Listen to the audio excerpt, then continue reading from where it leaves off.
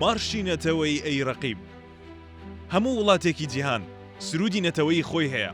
لە ڕۆژهەڵاتی کوردستان کاتێک گەلی کورد لە ساڵی 1946 بە سەرکردایەتی پێشەوە قازی محەممەد لە شاری مەهاباد کۆماری کوردستانی دامەزراند. شعری ئەی ڕەقیبی یونس ڕەئوف ناسراو بە دڵدار بوو بە سرودی نەتەوەی. ئاوازی ئەو سرودە بۆ یەکەم جار پێش ڕاگەیاندنی کۆماری کوردستان لەلایەن شێخ حوسەینی بەرزنجیەوە دانرا و لەم ساڵانەی دواییشدا دوو هونەرمەندی ناسراوی کوردستان مامۆستا دڵشاد سەعید و مامۆستا ئەنوەر قەرەداغی ئاوازی سرودی ئەی ڕەقیبیان لە دوو کات و شوێنی جیاوازدا بە ئۆرکێسترا ئامادە کرد. کەسایەتیەکانی وەک خوالێ خۆشبوو، جەلیل گادانی، عەقید بەکر حەویزی، سەعید ناکام و محەممەد شاپەسەندی لە بیرەوەریەکانیاندا باسییان لە خوێندنی سرودی ئەی ڕەقیب وەک مارشی نەتەوەی لە سەردەمی کۆماری کوردستاندا کردووە. جگە لەوەش لە لاپەڕەکانی ڕۆژنامەی کوردستانی ئەو قۆناغەدا چەندین راپۆرت سەبارەت بە هەڵکردنی ئاڵای کوردستان و خوێندنی ئەم مارشە نەتەوەیی ئامادە کراون. لەم پەیوەندیەدا جەلیل گادانی تێکۆشەری کۆماری کوردستان لە بیرەوەریەکانیدا نووسیوێتی ئەی ڕەقیب لە ڕێوڕەسمی گەورەدا بە کۆرس دەخوێندرایەوە و منداڵانیش لە قوتابخانەکاندا ئەم سرودەیان دەخوێندەوە. هەڵبەت مارشی نەتەوەی ئەی ڕەقیب لە رادیۆی تەورێز، رادیۆی فرقەی دیموکراتیشەوە بڵاو دەکرایەوە کە بۆ ماوەی نیو کاتژمێر بەرنمەیەکی کوردی هەبوو. دواتر کە کۆماری کوردستان بوو بە خاوەنی رادیۆ، مارشی ئەی ڕەقیب هەموو ڕۆژێ بڵاو دەکرایەوە. لە نەورۆزی ساڵی 1946 واتە هەمان ساڵ کە کۆماری کوردستان ڕاگەیەندرا و مارشی ئەی ڕەقیب وەک مارشی نەتەوەی هەڵبژێردرا. ڕێوڕسمێکی گەورە لە هەولێر بە بۆنەی نەورۆزەوە بەڕێوە چوو کە تیایدا سرودی نیشتیمانی ئەی ڕەقیب پێشکەش کرا.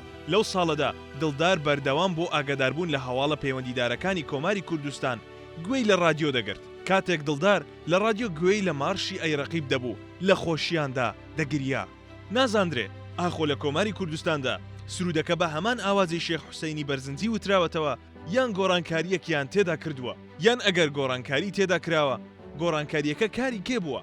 بەڵام هەموو ئەو کەسانەی لە سەردەمی کۆماری کوردستاندا میوزیکژەنی هێزی پێشمەرگە بوون هەر ئەوان کاری میوزیکژەنیان بۆ ئەو سرودە کردووە. ئەو میوزیکژەنانە بریتی بوون لە عەلی تابانی کەمانچەژەن کە لە تەورێز مۆسیقای خوێندبوو، هەروەها مەحموود وەلیزادە کە کشتوکاڵی خوێندبوو بەڵام کەمانچەژەن بوو، میرزا مینە ڕەحیمی، مستەفا جەنەتی، مەجید، هاشم و چەند کەسێکی دیکە.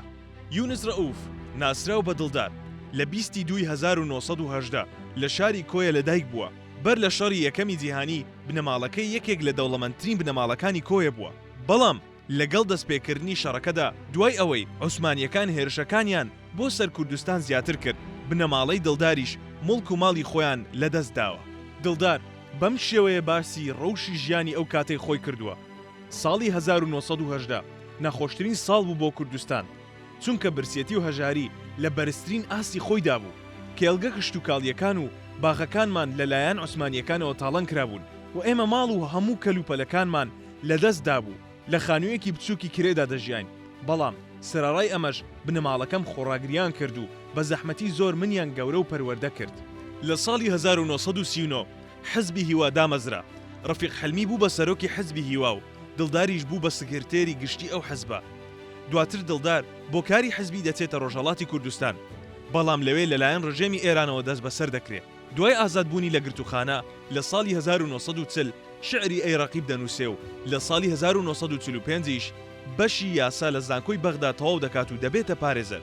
لە 22 ژانویەی ساڵی 1946 کاتێک کە کۆماری کوردستان لە چوارچرای مەهاباد بە سەرکردایەتی پێشەوە قازی محەممەد ڕاگەیەندرا، شعری ئەی ڕەقیب دڵداریش وەک سرودی نەتەوەی پێشکەش کرا کە ئەمە بوو بە هۆی دڵخۆشی بۆ دڵدار.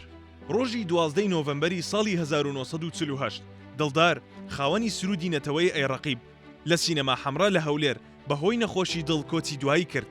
دوای تێپەڕبوونی چەندەیەک بەسەر کۆچی دوایی دڵداردا ئەم جارەیان لە باشووری کوردستان گەلی کورد بووە خاوەنی دەسەڵاتی فیدراڵ و دیسان هەمان شعر بوو بە سرودی نەتەوەی هەرێمی کوردستانی باشوور. بێگومان سرود بەهایەکی نەتەوەییە وەک ئاڵاو خوێنی شەهیدان و هەموو نەتەوەیەک ڕێز بۆ ئەم بەهایانە دادەنێ. ئەگەر حکوومەتی وڵاتێک بیەوێت ئاڵایان سرودەکە بگۆڕێت پێویستە ڕێفەراندۆم لەسەر ئەم بابەتە ئەنجام بدرێت. سرودی نیشتیمانی ئەوەندە پیرۆزە کە وڵاتێکی وەک ئەڵمان چ لە سەردەمی جەنگی دووەمی جیهانیدا و چ لە سەردەمی دابەشبوونی بەسەر دوو بەشدا ئەڵمانی ڕۆژهەڵات و ئەڵمانی ڕۆژئاوا تەنانەت ئێستاش هەری یەک سرودی هەیە و دەستکاری سرودەکەی نەکردووە. مارشی نەتەوەی کە ڕەمز و سمبولی ڕەنگاوڕەنگی هەموو وڵاتێکە بە هەموو ئاین و نەتەوەکانیەوە باز لە شەڕ هێرش بەرگری لە نیشتیمان ئازادی و سربەخۆیی خوێن دەکات. بۆ نمونە سرودی نەتەوەی فەڕەنسا دەڵێت چەک هەڵگرن ڕێزەکانتان ڕێک بخەن بەناو خوێنی دوژمناندا بڕۆن، ئەوانەی دوژمنتانن ئەوان دڕندە و سپڵە و خیانەتکارن، ئێمە لە شکە و گەورەیدا هاوتامان نییە، بڕۆن بەرەو خۆبەختکردن و گوێ مەدەنە مەترسیەکان. سرودی نەتەوەی ئەمریکا دەڵێت بڵێسەی سووری ڕۆکێتەکان و تەقینەوەی بۆمب لە ئاسمانی شەودا نیشانەی ئەوەیە کە ئاڵاکەمان ئێستا لێرە دەشەکێتەوە. سرودی نەتەوەی چین دەڵێت هەڵسن ئەی ئەوانەی کە نایانەوێت کۆیلە بن، ئێمە لە خوێن و گۆشتی خۆمان دیوارێکی گەورەی نوێ بنیاد دەنین. میلەتی چین لە بەردەم مەترسیەکی گەورەدایە. لە سرودی نەتەوەی جەزائیر هاتووە کاتێک گلەیمان کرد کەس گوێی لێ نەگرتین، بۆیە هانامان بردە بەرباروت، دەنگی فیشەکی چەکەکانمان کردە ئاواز. کاتێک سەیری مارشی نەتەوەی ئەو وڵاتانە دەکەین دەبینین مارشی نەتەوەی گەلی کورد لە چاو مارشی نەتەوەی ئەو وڵاتانە چەند نەرم و هێمنترە.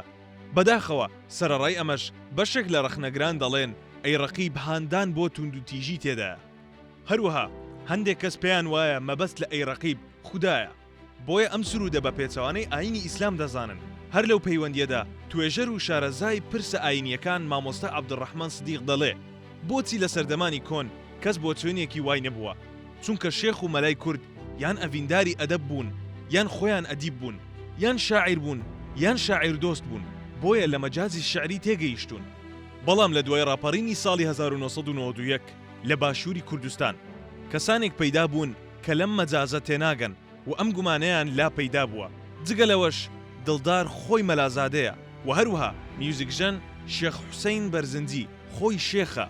کۆماری کوردستانیش ئەو سرودەی پەسەند کردووە کە قازی محەممەدی دیندار سەر کۆماری بووە و هیچ کێشەی لەگەڵ سرودەکەدا نەبووە، چونکە مەبەست لە ئەی ڕەقیب خودا نییە بەڵکو دوژمن و نەیارەکانە. مەحوی و حاجی قادری کۆیی و ئەحمەد موختار بەگی جاف و مەولەوی هەر هەمویان بەممانە وشەی ڕەقیبیان بەکارهێناوە و مەبەستیان خودا نییە.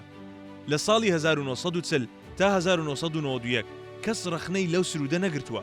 لەلایەکی تریشەوە هەندێک کەسایەتی ئیسلامی لە باشووری کوردستان هەن کە ڕەخنە لە مارشی نەتەوەی دەگرن و لە بەرامبەریدا هەڵناسنەوە سەرپێ بە بڕوای ئەوان کاتێک ئەم سرودە دەوترێت دینمانە ئاینمان هەر نیشتیمان ئەمە ناشەرعیە و لە دژی خودا و ئیسلامە. لەم بارەیەوە توێژەری شارەزای کورد مامۆستا عەبدوڕەحمان سدیق دەڵێت مەسەلەکە ئەوەیە کە بوونی نیشتیمان هێندە گرینگە کە ئاینەکەمان دەپارێزێ. بۆ نمونە کاتێک پێغەمبەر 13 ساڵ لە مەکە بووە کە هیچ دەسەڵاتێکی لەوێ نەبوو، لەوێ هیچ ئاەتێکی حکومڕانی بۆ نەهاتووە، بەڵام کاتێک چووە مەدینە و لەوێ نیشتەجێ بووە خودا ئاەتەکانی حکومڕانی بۆ ناردووە بۆ ئەوەی حکومڕانیەکەی جێگیر بکات، چونکە لەوێ پێغەمبەری خودا نیشتیمانی هەیە و دەتوانێت لەوێ ئاینەکەی بپارێزێت.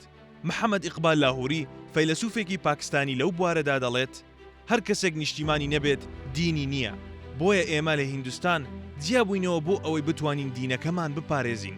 هەروەها دکتۆر جەمال نەبەزیش لەو بارەیەوە دەڵێت ئەو بەشەی سرودەکە دینمان ئاینمان هەر نیشتیمان لە دژی ئیسلام نییە.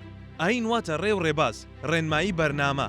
وشەی دینیش لە بنەڕەتدا وشەیەکی کۆنی کوردیە کە لە وشەی دیوانەوە وەرگیراوە کە لە سەردەمی ساسانیەکان دیوان شوێنی چارەسەرکردنی ناکۆکیەکان بووە.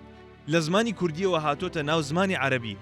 بۆ نمونە لە سوورەتی فاتیحەدا دەڵێت مالکی یەوم الدین، وشەی دین بەواتەی دادگاییکردن، دادگا ڕۆژی قیامەت دێت.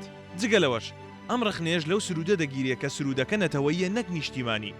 لەم بارەیەوە مامۆستا عەبدوڕەحمان سەدیق دەڵێت پێکاتەکانی باشووری کوردستان زۆر باش دەزانن کە کوردبوون بەواتای ڕێزگرتن لە هەموو نەتەوە ئاینەکانی دیکەیە، بۆیە ڕەخنەیان لە سرودی نەتەوەیی نەگرتووە. سرودی زۆربەی گەلان باز لە نەتەوەکانیان دەکەن و ئەمەش بەمانای نکۆڵیکردن لە گەلانی دیکە نییە. هەروەها سەبارەت بەم بەشەی کە دڵدار دەڵێت ئێمە ڕۆڵەی میدیا و کەیخوسرەوین. هەندێک لایەنی ئیسلامی دەڵێن چۆن ئێمە شانازی بە دەوڵەتی میدیا و کەیخوسرەوە بکەین کە موسڵمان نەبوون. مامۆستا عەبدوڕەحمان لە وڵامدا دەڵێت لە شەڕی حونەین کاتێک هاوڕێیانی پێغەمبەر ئەویان بەتەنیا هێشتەوە، پێغەمبەری خودا وتی من پێغەمبەرم، من نەوەی عەبدولموتەلیبم. ئێمە دەبینین سەرەڕای ئەوەی کە عەبدولموتەلیب بە بێدینی مردبوو، بەڵام پێغەمبەر شانازی پێوە دەکرد. واتە پێغەمبەر شانازی بە کارە چاکەکانی باپیرەکەیەوە دەکرد، نەک بە بێدینی باپیری.